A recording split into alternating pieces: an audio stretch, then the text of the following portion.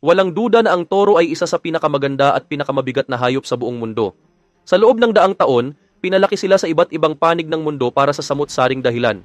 Dahil sa paulit-ulit na pag-aanak ng piling lahi, lalo silang lumaki at lumakas. Pero gaano nga ba sila kalaki at kalakas? Yan ang bibigyan namin ng kasagutan. Iba-iba ang sukat ng mga toro, may maliit, may katamtaman, at meron ding parang bodybuilder sa laki ng katawan.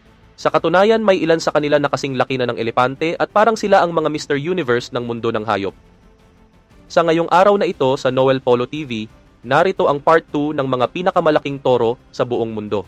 Kaya naman kung bago ka pa lamang sa aming channel, huwag mo sana kalimutang mag-like at mag-subscribe para naman lagi kang updated sa mga ganitong uri ng video. Number 10, Karabaw. Ito ang tinaguriang big bad boy ng Pilipinas, ang lalaking kalabaw. Kilala ang mga kalabaw sa kanilang kakaibang hugis ng sungay na parang tabak o karit. Pero higit pa riyan sila ang matalik na kaibigan ng mga magsasakang Pilipino dahil sa mahalagang papel nila sa bukirin, lalo na sa pagtatanim ng palay. Isang uri sila ng swamp-type water buffalo na likas sa bansa. Simbolo sila ng sipag, tiyaga at lakas ng loob ng mga Pilipino. Makikita sa kanilang katawan ang lapad, bigat at tibay dahil isa silang uri ng hayop na ginagamit sa pagbubungkal ng lupa. Karaniwan silang tumitimbang ng 880 hanggang higit 1,000 pounds habang ang mga lalaking kalabaw ay umaabot pa sa 1,124 pounds. Alam mo bang noong 1900, dinala pa sa Pilipinas ang isang lahi ng kalabaw mula Cambodia para i-develop ang lokal na lahi natin? Hanggang ngayon, may natitirang 3% ng kalabaw sa bansa na may dugong Cambodian, katulad nitong makikita mo ngayon. Number 9, Aberdeen Angus. Sunod sa listahan natin ang Aberdeen Angus, isang toro na ayaw mong sumugod sa'yo. Hindi dahil nangangagat siya, kundi dahil isang banggaan lang, baka ICU agad ang bagsak mo. Pero huwag kang mag-alala, kahit mukhang nakakatakot, hindi sila kilala sa pagiging agresibo.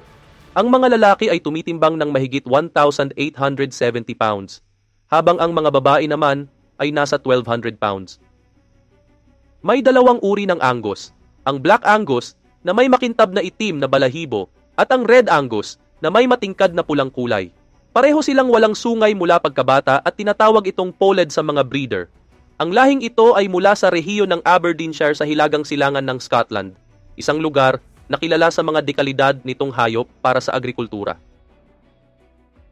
Number 8, Indian Bison. Ngayon naman, kilalanin natin ang Indian Bison o mas kilala sa tawag na gaur, isang dambuhalang hayop na likas sa India at itinuturing na pinakamalaki at pinakamatangkad sa pamilya ng mga wild cattle.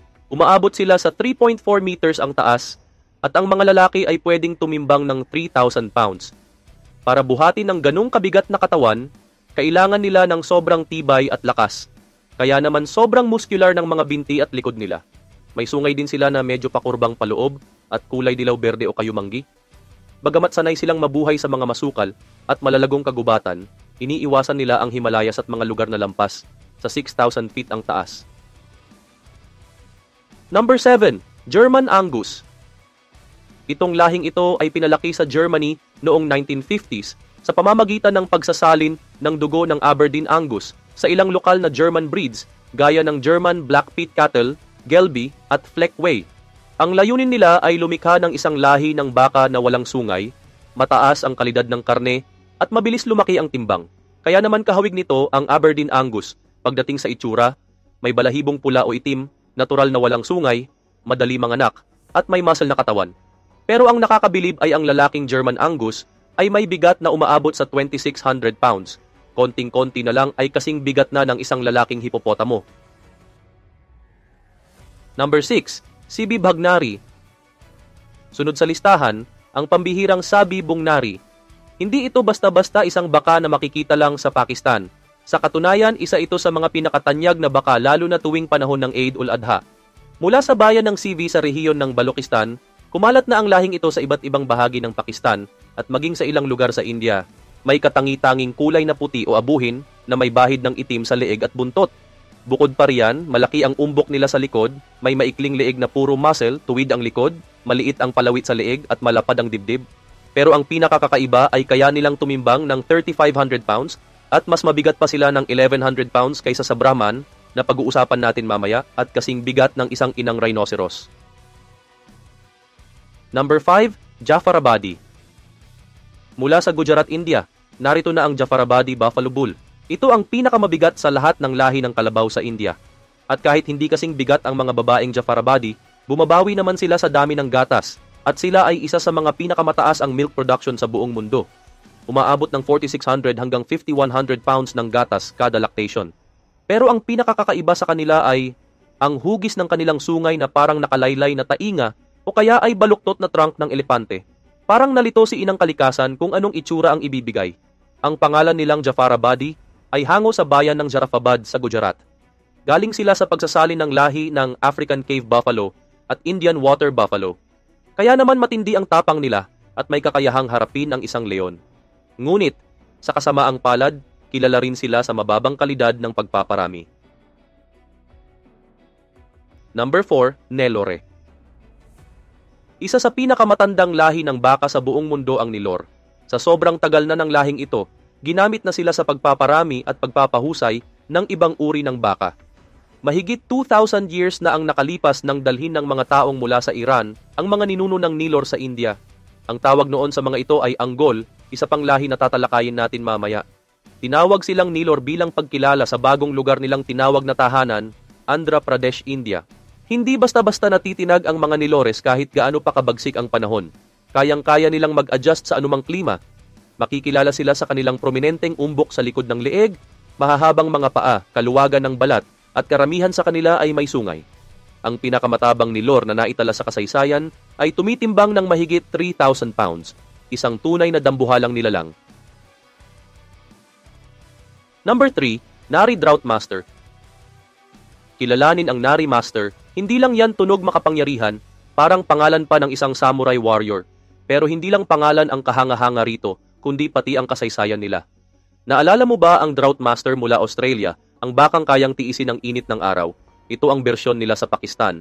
Dinala sa bansa ang lahing ito dahil sa pagkakatulad ng klima at pinaghalo ito sa pinakamalaking lahi ng drought-resistant cattle sa rehiyon, ang CB Bagnari. Relatibong bago pa ang lahing ito, ipinanganak lamang noong 1969. Tulad ng Australian counterpart nito, kilala rin ang Nari Master sa lakas ng katawan, ganda ng balahibo, laki ng katawan, at resistensya sa mga sakit. Karaniwang tumitimbang ang mga lalaking Nari Master ng 1,200 pounds, habang ang mga babae naman ay nakakapagbigay ng 1,000 hanggang 1,250 litro ng gatas bawat lactation. Number 2, Ongole. Kilala sa buong mundo ang lahing ito dahil sa kanilang natural na resistensya laban sa foot and mouth disease at mad cow disease. Tulad ng Nilor, nagmula rin sila sa Andhra Pradesh, India. Pero ngayon, makikita na sila sa iba't ibang bansa dahil sa matitibay nilang katangian. Tanyag ang angol sa tibay ng katawan, bilis ng paglaki, at panlaban sa sakit. Hindi rin pahuhuli ang mga babaeng Angol dahil nakakalikha sila ng 600 hanggang 2,518 kilo ng gatas kada cycle. Talagang power couple ang tawag sa tambalang ito. Matibay na katawan at malusog na production. Number 1, Drought Master. Mula pa lang sa pangalan, alam mo nang para ito sa matinding kalagayan. Ang Drought Master ay likha ng mga Australianong breeder para harapin ang init, tagtuyot at mga insektong tagadala ng sakit. Galing sa North Queensland, Australia, pinaghalo ang Zebu breed at mga British origin cattle para makagawa ng unang hybrid sa bansa. Isa sa mga pangunahing tagapagpaunlad nito ay si R.L. Atkinson na siyang nagpangalan sa kanila bilang Drought Master. Ang mga lalaking Drought Master ay may bigat na higit sa 1,200 pounds habang ang mga babae ay nasa 1,500 pounds kapag ganap ng mature. Maikli ang balahibo nila, kulay pula, maaaring may sungay o wala at may katamtamang laki ng umbok sa likod. Dahil sa dami ng karne nilang kayang ibigay, pinaghalo pa sila sa bugnari ng Pakistan para palakasin lalo ang kanilang lahi. At yan na muna ang ilan sa mga pinakamatitinding lahi ng mga baka at kalabaw na talaga namang kahanga-hanga sa laki, lakas at galing nila. Pero teka lang, hindi pa yan ang lahat. Abangan sa part 3 sa mga pinakamalupit at pinakamalaking toro sa buong mundo.